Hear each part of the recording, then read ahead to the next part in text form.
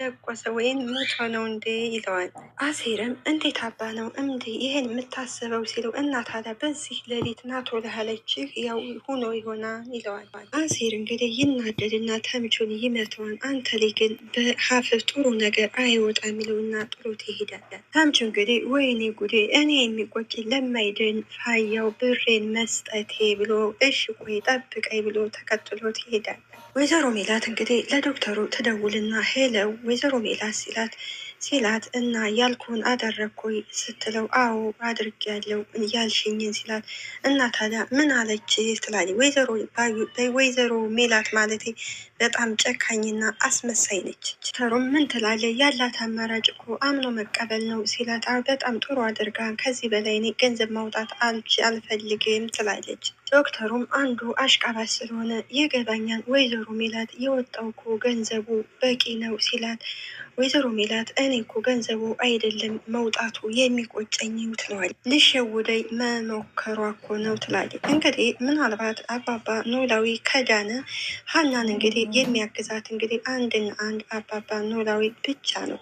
ከዛ በኋላ የሀና እውነት ተድበስብሶ ስለማይቀር አንድ ቀን ይወጣላታል።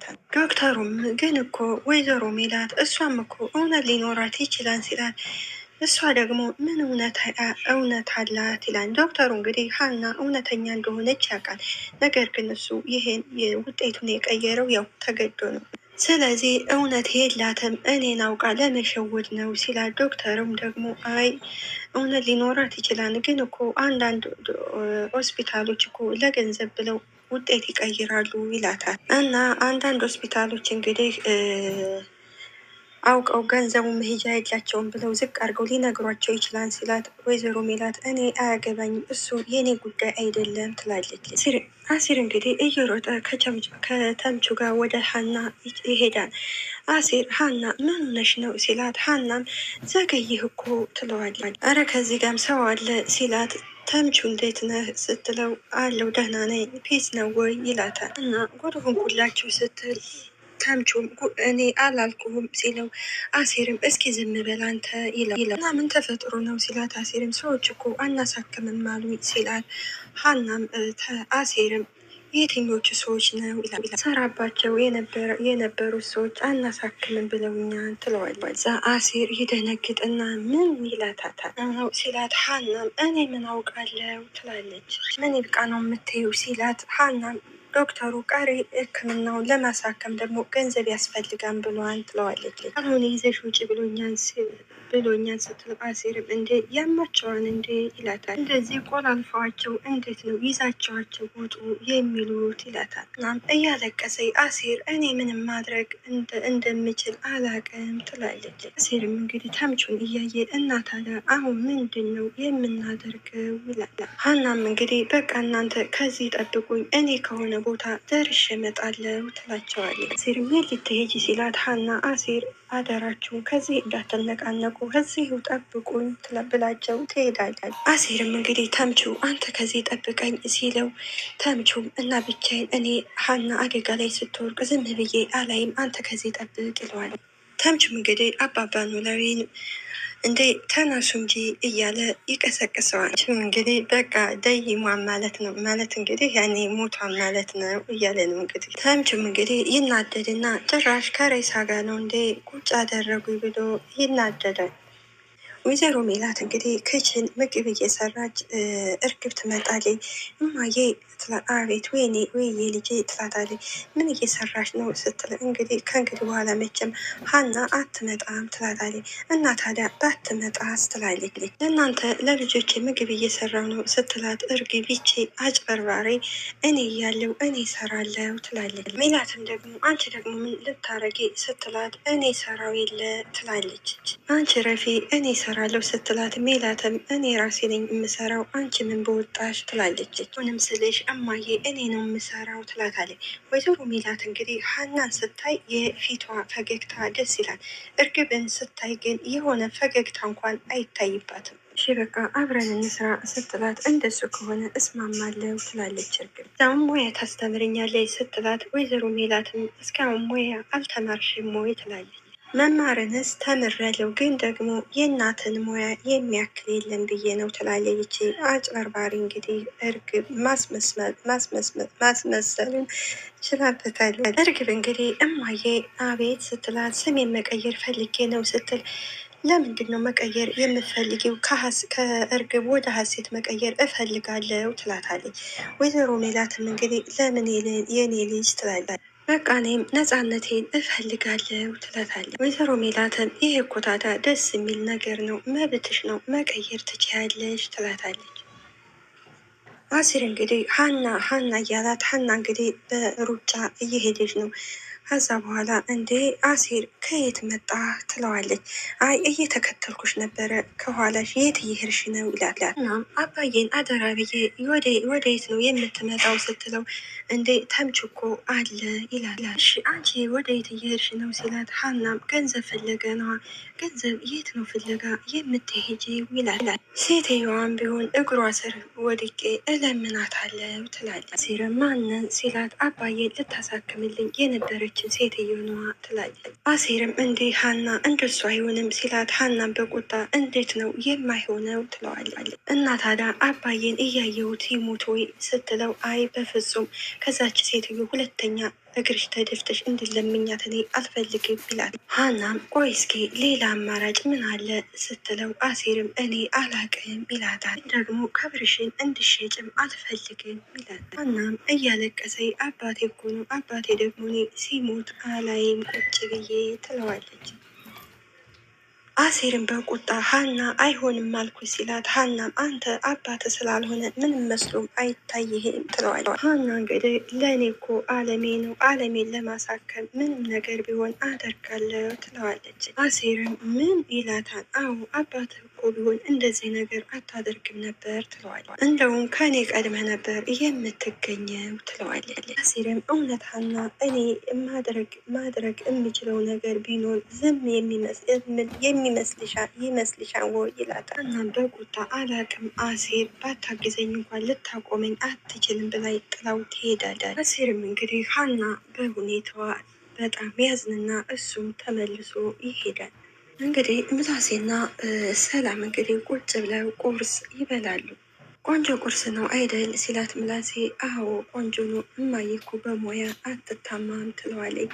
ከዛ ሰላም ይልቁንስ አንድ ነገር አስቤ ነበር ሳልነግርሽ ስትለው ምላሴ ምንድን ነው ይላታል። አንቺ እኮ ስታስቢ አይድረስ ነው ደግሞ ምን አስበሽ ነው ይላታል። ሰላምም እየቀለድኩ አይደለም ስትለው ምላሴም አራት ቆጪ ይላታል። እሺ ንገሪኝ ሲላት እሷ ሰላምን ትምህርት ለመጀመር ፈልጊያለሁ ትለዋለች። ምላሴም ማለት ልትጀምሪ ነው ወይ ይላታል። እና ማለት ምን ማለት ነው አማርኛ እያወራሁ አይደለም ወይ ትለዋለች ሰላም።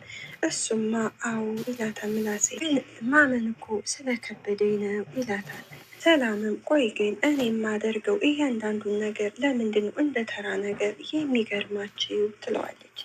ምላሴም እሺ ለምን ትጮያለሽ ሰላምዬ ይላታል። ሰላምም እንዴት ነው እማልጮ በቃ እኔ የተለየ ፍጡር አድርጋችሁ ነው አይደለ የምታስቡኝ ትላቸዋለች። ምላሴም እንደሱ እኮ አይደለም እሺ ምንድን ነው ያሰብሽው እስኪ ንገሪኝ ይላታል። ትምህርቴን ካቆምኩበት ለመጀመር አስቤያለሁ። ቆይ አንተ ምን ትመክረኛለህ ትለዋለች። ምላሴም ይህ እኮ በጣም ደስ የሚል ነገርም ስለዚህ ምንም ምክር አያስፈልግም ይላል። ለማየ ነገርሻት ወይ ሲላት ሰላምም አይ አልነገርኳትም ትለዋለች። ስለዚህ መጀመሪያ አንተን ላዋራ ስለፈለግኩ ነው ትለዋለች። ምላሴም ይህ እኮ ምንም ማውራት አያስፈልግም እማየ ደግሞ ብትሰማ በጣም ነው ደስ የሚላት።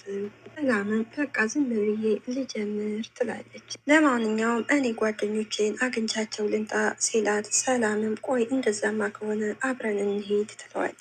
ተምቹ እንግዲህ አባባ ኖላዊን ፋያው እያለ ይቀሰቅሳል። እንግዲህ የመርፌ የተሰጠው መርፌ እንዳይነቃ አድርገው እንግዲህ ማደንዘዣ ነው የሰጡት። ከደየሙ ንገሩ በቃ ለነጆሮኔም ልንገራቸው ይላል። እሱ ግን አይደብሮትም እንዴ ሀኒቾን እኮ ባት እንዴት እንደጨለለች ይላል። ተምቹም እንግዲህ ለሀና አባት እንግዲህ ገንዘብ ማሳከሚያ መፈለግ አለብኝ፣ ስለዚህ የሆነ ነገር ማድረግ አለብኝ እያለ እንግዲህ ብቻውን ያወራል። እንግዲህ ተምቹ ለጓደኛው ይደውላል። ምክንያቱም ፎቶውን ለሰጠው ልጁም እጅ ይሄ ምን ፈልጎ ነው? እሱ ደግሞ አይፋታኝም እንዴ ይላል። እንግዲህ የሀናን እውነት የሚያወጣው እንግዲህ ተምቹና ይሄ የባዩሽ ተላላኪ ሌባ ናቸው። ሁለቱን ነው እንግዲህ የሀናን እውነታ ማውጣት የሚችሉት።